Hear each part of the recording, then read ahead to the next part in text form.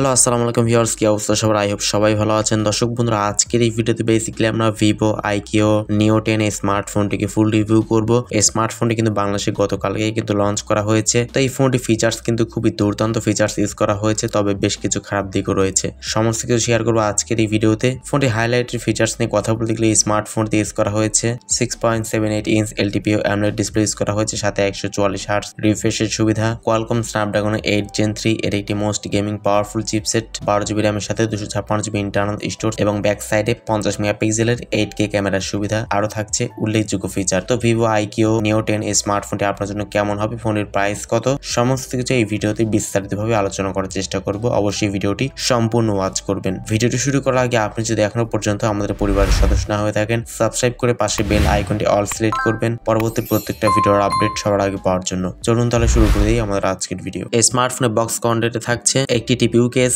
Type C cable এবং আমাদের 120 watt fast চার্জারটি এবং আমাদের কাঙ্ক্ষিত ফোনটির ডিজাইনের কথা বলতে গেলে ফোনটির ডিজাইনটি এক কথায় আমার কাছে একদম জোস লেভেলের মনে হয়েছে। ফোনের ব্যাক সাইডে 3টি ক্যামেরা থাকছে এবং ফ্রন্টে কিন্তু মিডল পাঁচল ক্যামেরা ইউজ করা হয়েছে এবং ফ্রন্টে কিন্তু চিন এবং বেজেল এরিয়া একদম ন্যারো শেপের ইউজ করা হয়েছে, কোনো প্রকার বেজেল থাকছে না। তো ওভারঅল ফোনের ডিজাইনটি কিন্তু পার্সোনালি আমার কাছে অনেক বেশি ভালো লেগেছে। ফোনে পোর্টস এবং বাটন নিয়ে কথা বলতে গেলে স্মার্টফোনটি নিচে থাকছে 3D speaker, type C port, microphone এবং সিম ট্রে। ফোনটির ডান সাইডে থাকছে ভলিউম আপ এবং ডাউন বাটন এবং পাওয়ার বাটন। ফোনটির উপরে থাকছে আয়ার ব্লাস্টার এবং সেকেন্ডারি নয়েজ ক্যান্সেলেশন মাইক্রোফোন, যেটা খুবই ভালো ব্যাপার। এই স্মার্টফোনের ডিসপ্লে সেকশন ইউজ করা হয়েছে 6.78 ইঞ্চের একটি ফুল এইচডি প্লাস রেজলিউশনের একটি LTPO AMOLED ডিসপ্লে ইউজ করা হয়েছে। ডিসপ্লেতে পাচ্ছেন 120 হার্টজ এটি রিফ্রেশের সুবিধা, HDR10+ সাপোর্টেড এবং 1800 নিটস পিক ব্রাইটনেসের সুবিধা কিন্তু পেয়ে যাচ্ছেন।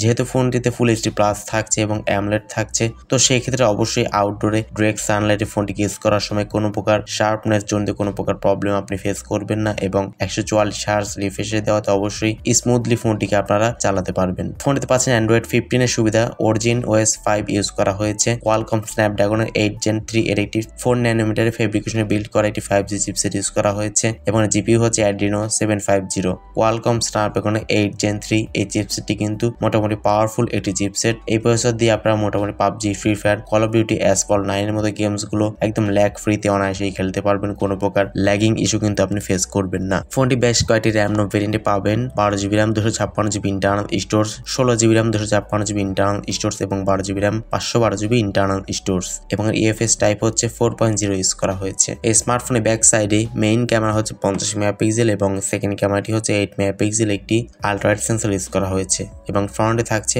16 মেগাপিক্সেল একটি ক্যামেরা। ফোনে ব্যাক ক্যামেরা দিয়ে সর্বোচ্চ 8K তে 30 fps এ ভিডিও শুট করতে পারবেন এবং ফ্রন্টে সর্বোচ্চ 1080p 30 ফ্রেম পার সেকেন্ডে ভিডিও রেকর্ডিং করতে পারবেন। এছাড়াও ফোনটিতে থাকছে লাউড স্পিকার, থাকছে না কোনো প্রকার 3.5mm হেডফোন জ্যাকের সুবিধা। আপনাকে অবশ্যই টাইপ সি টু 3.5mm কনভার্টারটি ইউজ করে হেডফোন ইউজ করতে হবে।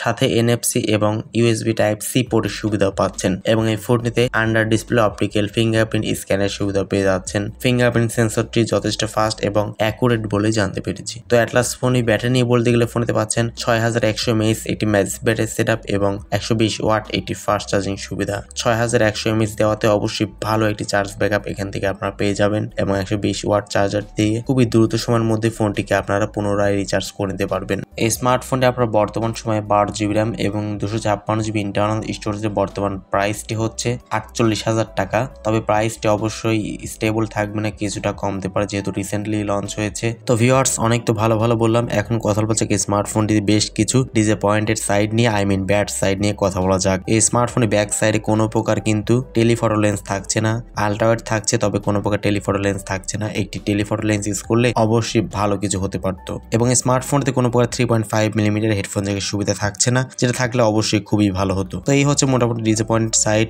বাট ওভারঅল সব দিক দিয়ে আমার কাছে খুবই ভালো লেগেছে ফোনটি। প্রাইস বিবেচনায় ফোনের প্রাইস যেহেতু 48,000 টাকা, অবশ্যই প্রাইসটি কমবে যেহেতু রিসেন্টলি লঞ্চ হয়েছে। 45,000 টাকার আশেপাশে ফোনের প্রাইসটি হবে, তবে 45,000 টাকা প্রাইস সেগমেন্টে অবশ্যই এই ফোনটি আমি একদম টপ লিস্টে রাখবো। সো দর্শক বন্ধুরা, আজকের মতো এই পর্যন্তই, দেখা হচ্ছে নেক্সট ভিডিওতে। সে পর্যন্ত সবাই ভালো থাকবেন, সুস্থ থাকবেন। আল্লাহ হাফেজ, আসসালামু আলাইকুম রহমতুল্লাহ।